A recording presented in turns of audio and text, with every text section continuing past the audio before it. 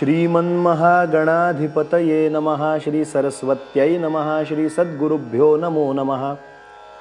दोर्भिर्युक्ता चतुर्भिः स्फटिकमणिमयं मक्षमालां हस्ते नैकेन पद्मं शुकमपि च सितं पुस्तकं चापरेण या सा कुन्देन्दुशङ्खस्फटिकमणिनिभा भासमाना समाना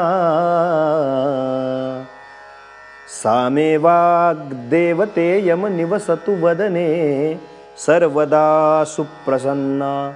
अवधूत चिंतन श्री गुरुदेव दत्त श्रीपाद श्री वल्लभ श्रीमन्नृसिंह सरस्वती स्वामी महाराज की जय। श्रीमद वासुदेवानंद सरस्वती स्वामी महाराज की जय। श्री गुरुदेव दत्त गुरुदेव दत्त गुरुदेव दत्त दत्त दत्त। मंडळी नमस्कार।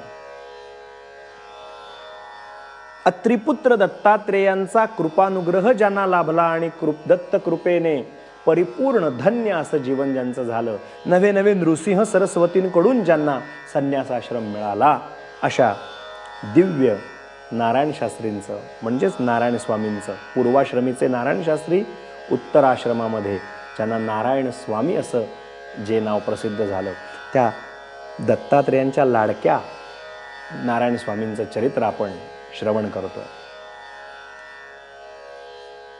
अध्यात्माची भूमिका तयार होण्यासाठी गुरुकृपेने पुन्हा स्वगृही आले, पण व्यवहार गृहस्थाश्रम फार काही पुढे झाला नाही। भगवंताची योजनाच तशी असावी।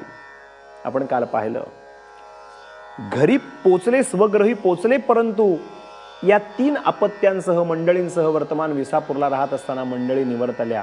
दुसरा झालेला विवाह होता, या पत्नी सुद्धा निवर्तल्या। मग आपल्या पोरांना बरोबर घेतलं, मुलाला पुण्याला पाठवलं आणि 2 मुलींना नातेवाईकांकडे ठेवून, कोल्हापुरातच एका नातेवाईकांच्याकडे ठेवून, स्वतः शास्त्री बुवा मात्र कोल्हापूरपासून 2-4 मैल अंतरावरती जो कात्यायनी मातेचा डोंगर आहे, त्या कात्यायनी देवीच्या इथे झोपडी बांधून अमानित्वादी आपल्याला आता मान सन्मान लाभ हानी म्हणजे या सर्वाच्या लाभालाभौ जया जयो अशी भूमिका तयार करत करत करत करत संन्यासाला उपयुक्त अशी मनोभूमिका तिथे चालू आहे।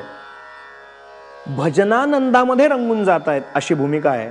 आणि एक चमत्कार घडला, एक विलक्षण प्रसंग घडला, तो उद्या सांगेन असं मी आपल्याला म्हणालो होतो। त्याप्रमाणे कात्यायनीच्या डोंगरात एकांतामध्ये भगवत भजनादी साधनानुष्ठान करत राहिलेले असताना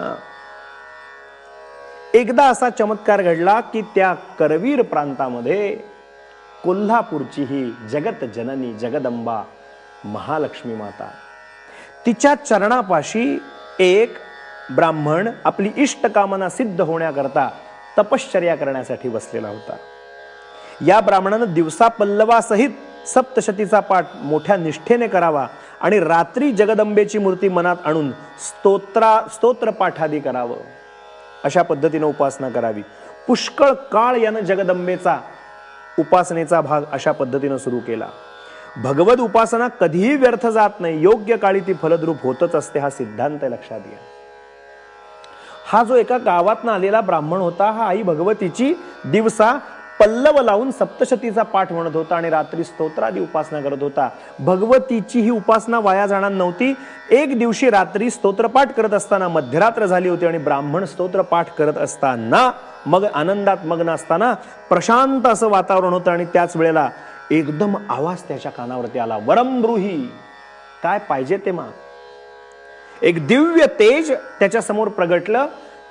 तो तेजाचं जे आलेलं ते जे वलय होतं ते त्याच्या डोळ्यांना चर्मचक्षूंना ते झेपेना, पण तो आवाज त्या तेजो वलयात येत होता, वरमब्रूही, जो पाहिजे तो वर माग, तुला जे पाहिजे ते देईन।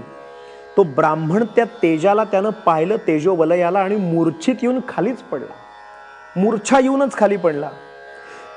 तो मूर्छा येऊन खाली पडला हे भगवतीनं पाहिलं, जगदंबेनं पाहिलं आणि जगदंबेनी मनात विचार केला, कात्यायनीच्या डोंगरावरती नारायण शास्त्री बसले, त्यांच्या करवी याचं अभिष्ट आपण पूर्ण सिद्ध करून द्यावं। म्हणून आई भगवतीला एवढा आनंद झाला की तिकडे ते भजन करीत बसलेले होते नारायण स्वामी कात्यायनीच्या डोंगरात, आणि तिकडे यांच्या पुढ्यात आई भगवती प्रगट झाली। आई भगवतीचं प्रागट्य झालं आणि नारायण शास्त्रीने डोळे उघडून बघितलं तर आई भगवती साक्षात डोळ्यापुढं पाहिली. ते म्हणतात, जगज्जननी महालक्ष्मी माते, तुझ्या दर्शनानं म्हणाले मी आज कृतकृत्य झालो. नमो देव्यै महादेव्यै शिवायै सततं नमः. नमः प्रकृत्यै भद्रायै नियता प्रणता स्मतां. सर्वमंगल मांगल्ये शिवे सर्वार्थ साधिके शरण्ये त्र्यंबके गौरी नारायणी नमोस्तुते. हे आई भगवती, तुला नमस्कार करतो. माझ्या अनंत जन्माचं काहीतरी पुण्य आज फळाला आलं म्हणून आज तू प्रत्यक्ष दर्शन द्यायला आलीस बालकाला. आई महालक्ष्मी विचारते, अहो म्हणाले तुमचा अधिकारच तसा आहे, वेळ घालवू नका. काय वर पाहिजे ते मागा. वर माग असा शब्द ऐकला आणि मुखातनं शब्द आले, हे सच्चिदानंद रूपे नारायणी भगवती, जगाचा सृष्टी स्थिती संहार तुझ्या एका नेत्र कटाक्षानं होत असतो. आई भगवती, माझ्या लक्षात आलंय तू इथं जरी आलेली असलीस माझ्या पुढ्यात तरी सुद्धा सप्तशतीचा पल्लवासह पाठ करणाऱ्या ब्राह्मणावरती कृपा करावी. ते तू तेजोवलयातनं प्रगट झालीस आणि वरमृही त्या ब्राह्मणाला माग म्हटल्यानंतर त्याला तुझं ते तेज सहन झालं नाही आणि तू परम कृपा करून माझ्या पुढ्यात येऊन मला तोच प्रश्न मला विचारतेस वरमृही. आई भगवती, मी असं तुला काय मागू ग, न मागताच तू इतकं दिलायस. बघा, लक्षात घ्या, नारायण शास्त्र्यांचं वचन ऐकलं. आई भगवती महालक्ष्मी माता म्हणते, तुला काहीतरी माझ्याकडे मागितलंच पाहिजे. आई, तुझा हट्टच जर असेल ना, काय संवाद चाललाय कात्यानीच्या डोंगरावरती नारायण शास्त्रींचा आणि करवीर निवासिनी महालक्ष्मी मातेचा संवाद चाललाय. महालक्ष्मी माता म्हणते नारायण शास्त्री काहीतरी मागा. नारायण शास्त्री म्हणतात, जर तुला काही द्यायचंच असेल भगवती तर तू एक काम कर. तो जो ब्राह्मण गेली काही महिने तपानुष्ठान करून तुझी कृपा मिळावी म्हणून तळमळतोय, त्या ब्राह्मणावरती कृपा कर. आई भगवती, त्या ब्राह्मणावरती कृपा कर. ते शब्द ऐकले आणि आई भगवतीला, नारायणीला म्हणजे महालक्ष्मी मातेला आनंद झाला. आई भगवती म्हणते, नारायणा, तू खरोखर धन्य आहेस. तुझी वृत्ती, तुझं आचरण बघून मला असं वाटतं की तू स्वतःच आता सिद्धावस्थेला पोचलेला आहेस.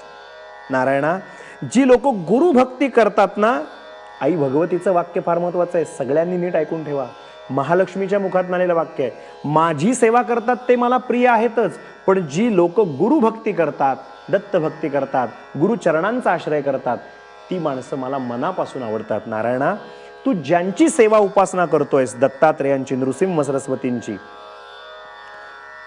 मला कल्पना आहे त्यांची तुझ्यावर कृपादृष्टी आहे, पण मी तुला पुन्हा एकदा सांगते, वर माग.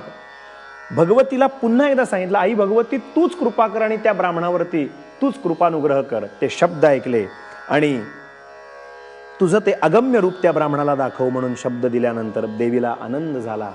त्या ठिकाणी पुन्हा महालक्ष्मीच्या मंदिरात पोहोचल्यानंतर त्या ब्राह्मणाला आई भगवतीनं परिपूर्ण असं दर्शन दिलं.